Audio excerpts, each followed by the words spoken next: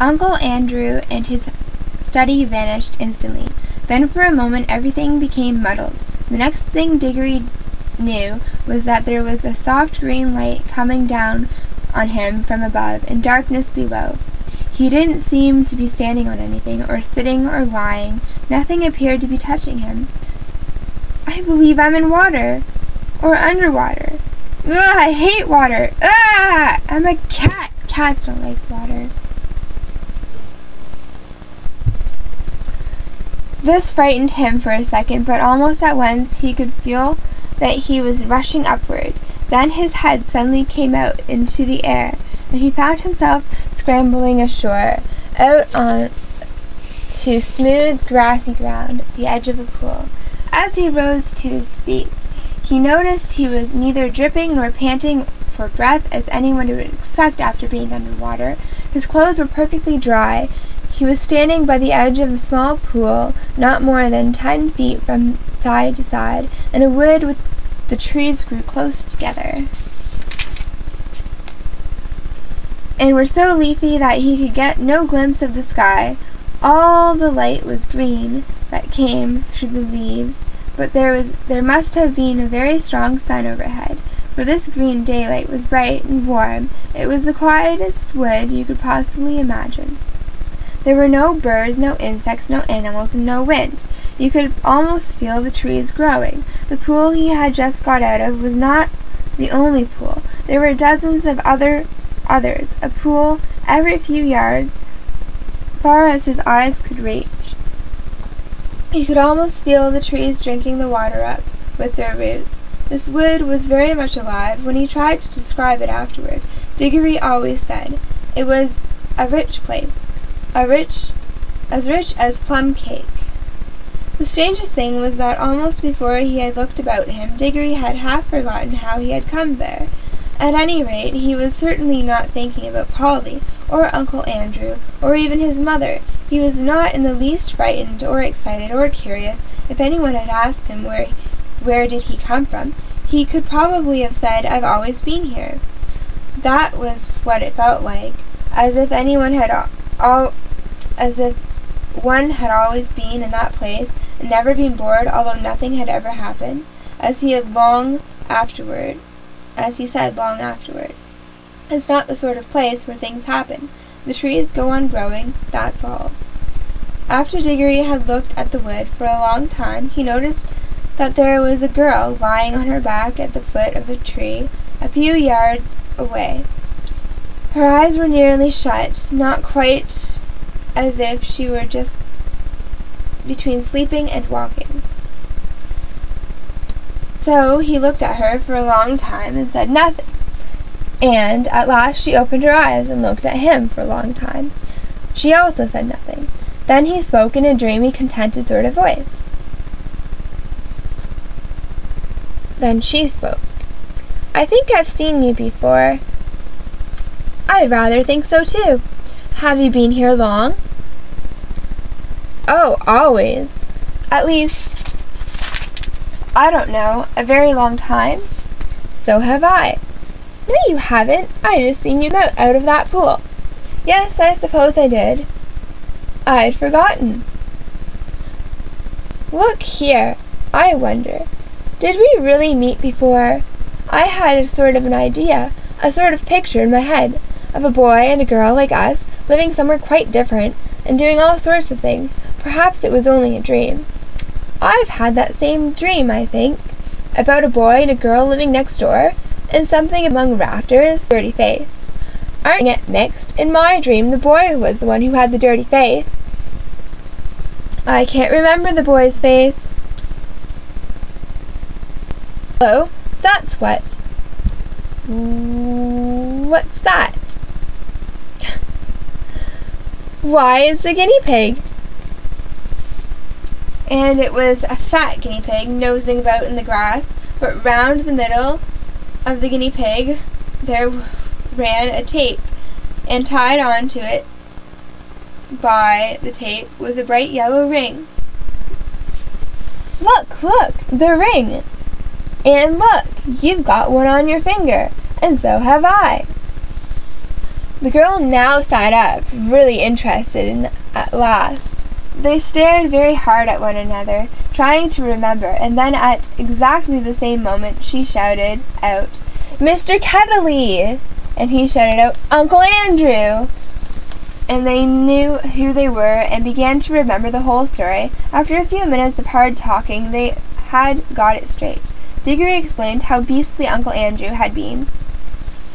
"What do we do now? Take the guinea pig and go home?" "There's no hurry." I think there is. This place is too quiet. It's so dreamy. You're almost asleep. If we once give in to it, we shall just lie down and drowse forever and ever." "It's very nice here." "Yes, it is. But we've got to go get back." We might as well just leave the guinea pig. It's perfectly happy here, and your uncle will only do something horrid to it if we take it home." "I bet he would." "Look at the way he treated us. By the way, how do we get home?" "Go back into the pool, I expect." They came and stood together at the edge, looking down into the smooth water. It was full of reflection of the green leafy branches. They made it look very deep. "We haven't any bathing suits." "Silly you! We're cats. We don't wear bathing suits. We're going in with our clothes on. Our fur, get it? Don't you remember? It didn't wet us on the way up." "Can you swim?" "A bit. Can you?" "Well, not much." "I don't think we shall need to swim. We want to go down, don't we?" Neither of them much liked the idea of jumping into that pool, but neither said so to the other. They took hands and said, "1, 2, 3." And they jumped. There was a great splash, and of course they closed their eyes, but when they opened them again they found they were still standing hand in hand in the green wood, and hardly up to their ankles in water. The pool was apparently only a couple of inches deep. They splashed back onto the dry ground.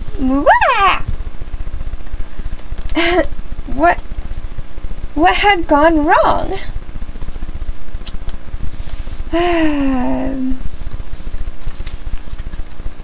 Oh, I know.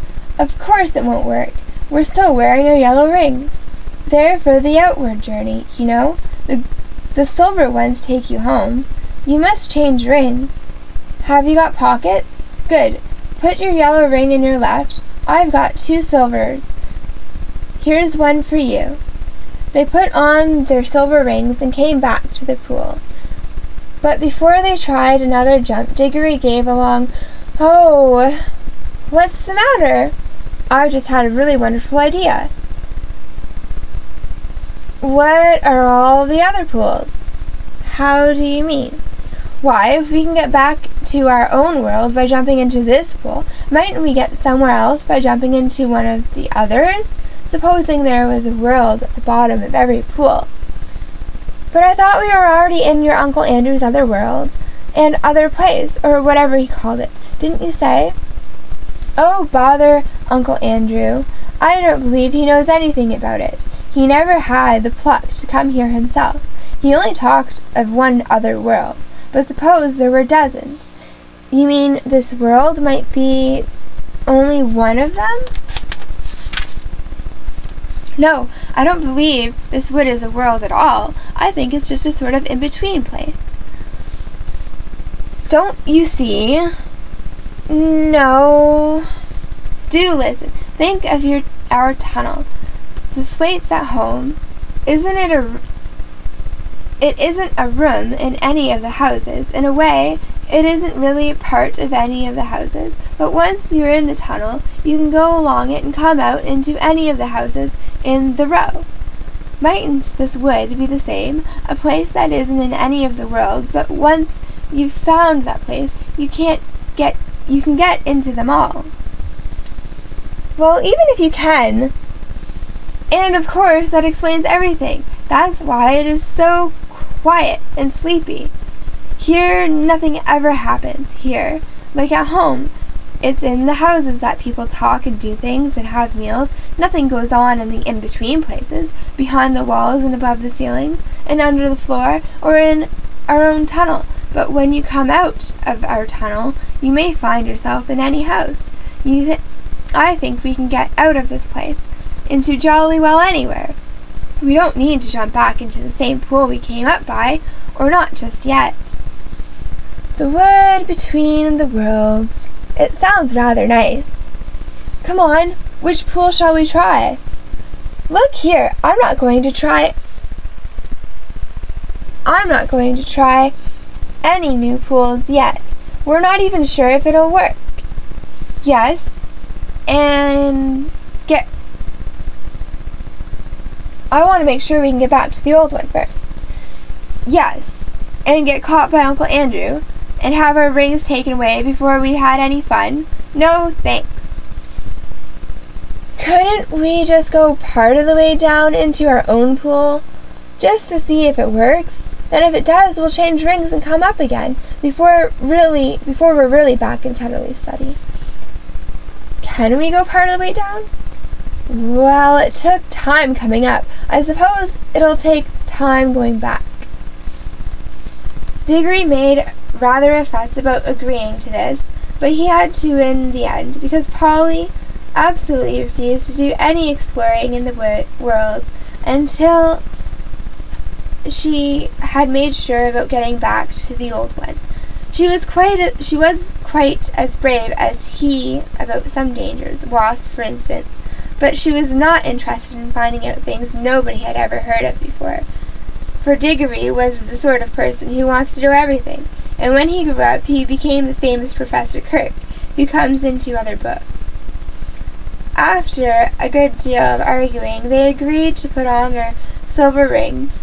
Silver for safety, said Diggory, so you can't help remembering which is which, and hold hands and jump. But as soon as they seemed to be getting back to Uncle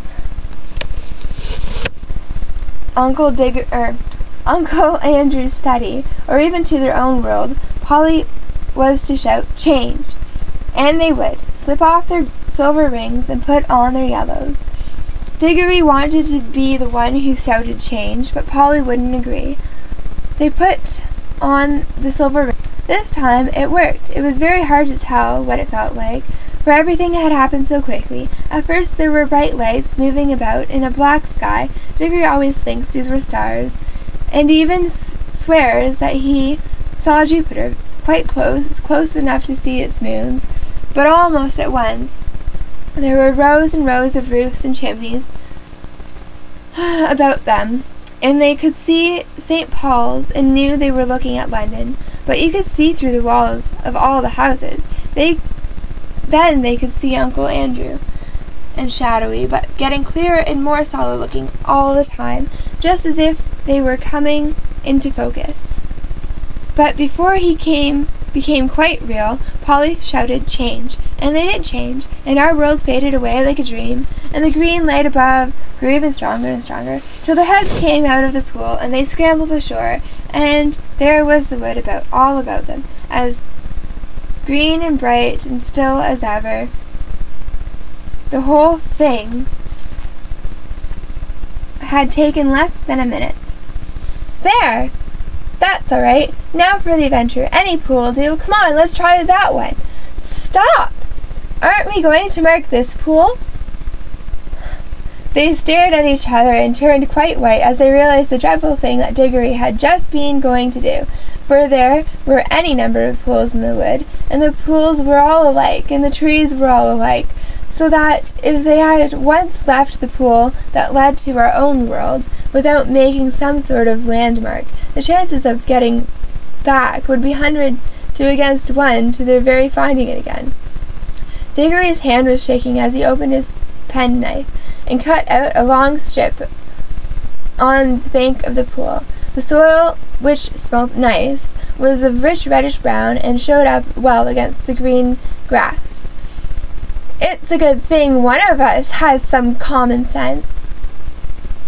We won't go gassing about it. Come on along. I want to see what's in one of the other pools." Polly gave him a pretty sharp answer, and he said something even nastier in reply. The quarrel lasted for several minutes, but it would be dull to write it all down. Let us skip on to the moment at which they stood with beating hearts and rather scared faces on the edge of the unknown pool, with their yellow rings on and hands held, and once more said, "1, 2, 3, go!" Splash! Once again it hadn't worked. This pool, too, appeared to only be a puddle. Instead of reaching a new world, they only got their feet wet and splashed their legs for the second time that morning. If it was a morning, it seems to be always the same time in the wood between the worlds. Blast and botheration! What's gone wrong now? We've put our yellow rings on all right. He said yellow was for the outward journey. Now the truth was that Uncle Andrew, who knew nothing about the wood between the worlds, had quite a wrong idea about the rings. The yellow ones weren't outward rings, and the silver ones weren't homeward rings, at least not in the way he thought. The stuff of which both were made had all come from the wood. The stuff in the yellow rings had the power of drawing you into the wood. It was stuff that wanted to get back to its own place, the in-between place. But the stuff in the silver rings is the stuff that is trying to get out of its own place, so that a silver ring would take you out of the wood into a world. Uncle Andrew, you see, was working with things he did not really understand. Most magicians are. Of course, Diggory did not realize the truth quite clearly either, or not till later. But when they had talked it over, they decided to try their silver rings on the new pool just to see what happened. "I'm game if you are."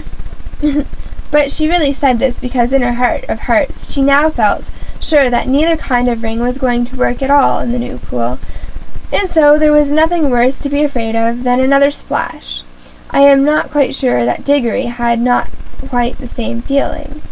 At any rate, when they had both put on their silver rings and come back to the edge of the water and taken hands again, they were certainly a good deal more cheerful and less solemn than they had been in the first time. 1, 2, 3, and they jumped.